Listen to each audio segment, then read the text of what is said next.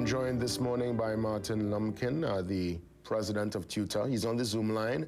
We get a chance to get into all the details concerning the results, CSEC, CAPE, and prep for the new school term. Literally, what, 7 days away? Well, I guess most teachers getting in from this week. So the teachers will be, at least, well, principals will be back out already, but the students, the doors will open up next Monday. Great to see you, Martin. Good morning. Hey.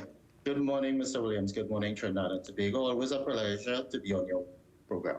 For sure, and it's always a pleasure to have you to get all the details. Let's talk firstly about the results. I was part of the thousands of parents standing by. I logged in at 6 o'clock. Well, at least my son logged in, and he was told, hey, I'll later log in midnight, yeah. But he got through around 10 o'clock, and he received his results like many last week. I think it was Thursday. Yes? Yes. Yes. Thursday. What's the feedback? What's the ratio? Is it looking better than last year and years gone by? Okay, so firstly, let me say congratulations to all our students who would have written the CSEC and CAPE examinations, those who were successful.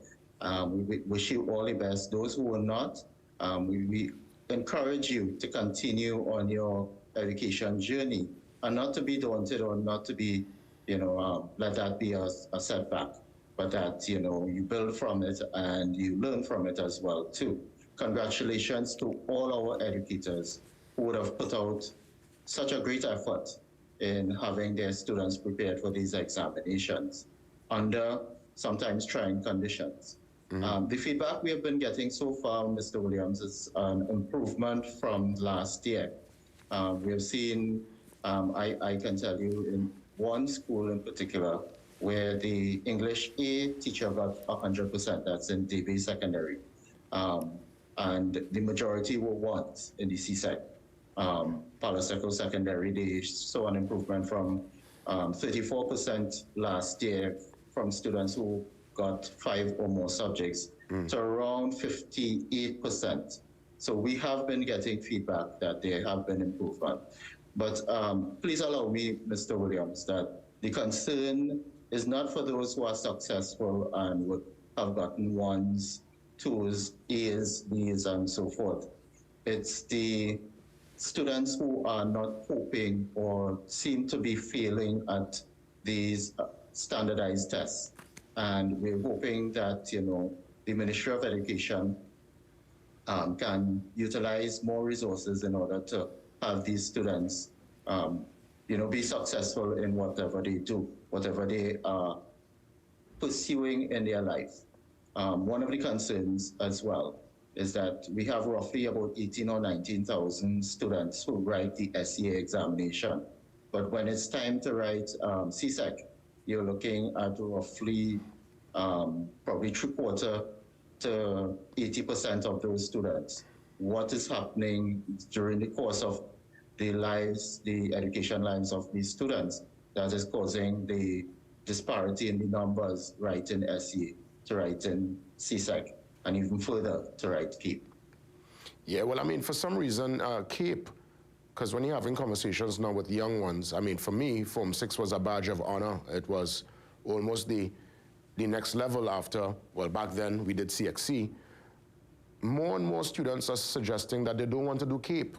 It doesn't seem to be appealing anymore. I don't know if it's the pressures of the workload, the study.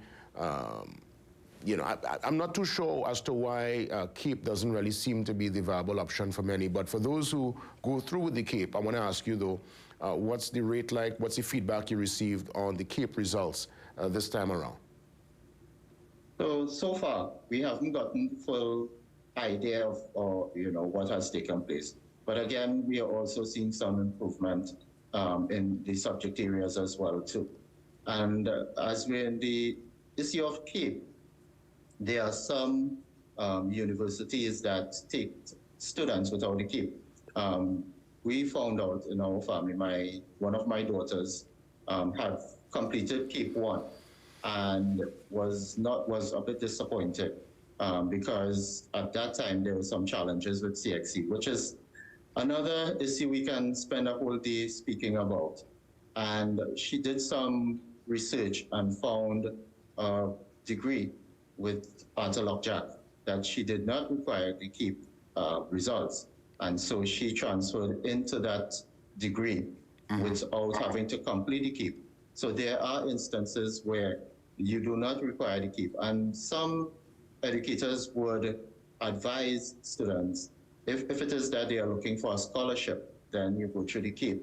If you can find an area that does not require it, then it may make more sense to go that route instead of 2 years in keep. Understood, because I know back then, well, CAPE or A-levels as we would call it, was more or less, that was the prerequisite, as it were, to move on to UE and to other institutions to further the studies. I want to take it now to repairs. What's the feedback you're receiving? I know that's a major concern.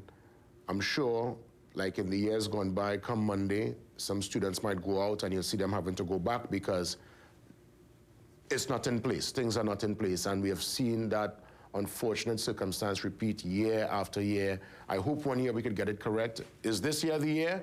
Well, next Monday we'll find out. But what's the feedback on repairs across the board from fellow principals and those who give you reports from the various schools across the length and breadth of Trinidad and Tobago?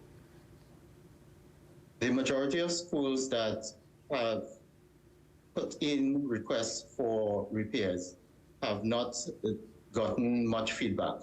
In some instances, the repairs have started. In some, they are still awaiting the final go-ahead. And we understand from the Ministry of Education's side is the approval for the funding didn't come at an opportune time or early time. So scope of works and so forth went out a bit late. And we are a bit concerned. The association tutor wrote the Ministry of Education on the 15th of August, and that is to get information on the vacation school repair program. To this date, we have not gotten any feedback. We have said to the Ministry of Education that tutor is asking for that information, not to be opposing anything, but to assist as well too, because we have our staff representatives on the ground, and they can give timely feedback, which we can give to the Ministry of Education. I know that EFPPD and MTS are doing some work as well too, but you know, we can give that assistance. Up to now, we haven't gotten that information. Well, keep us posted, and as we wrap things up, I just want to ask you again, just to confirm that come Monday, based on the incident coming out of the last school year and with the ministry's decree, as it were, students are allowed now to wear this particular hairstyles. I guess, you know, it's a national policy now. Can we confirm that, or do certain schools still have that final say as to, you know what, this is in keeping, this is not in keeping? What's the official position come Monday? So schools are allowed to, based on the National School Year Policy, come up with their own policy. And I know that a number of schools would have met right after it was released and maybe meeting on Friday, because teachers are out on Friday, to finalize their policy and to have it broadcast to the parents and to the students, and to have, you know, everything in place, if not from Monday, at least during the school term, that everyone can be on the same page. Excellent. Well, Mr. Lumpkin, I know we will get a chance to touch base, if not next week, week after. You know, we always have our rapport. I thank you for the time, and I look forward, probably the day we could have you live on set too. I know we do the Zoom all the time, but I look forward to see you in person at some point. Okay, yeah, I can make that arrangement at some time to be in person. Mr. Lumpkin, all the best. Keep us posted. Same to you. Thank you. All the best. Tutors president there with us on this Monday morning. Today, Monday, the 28th of August.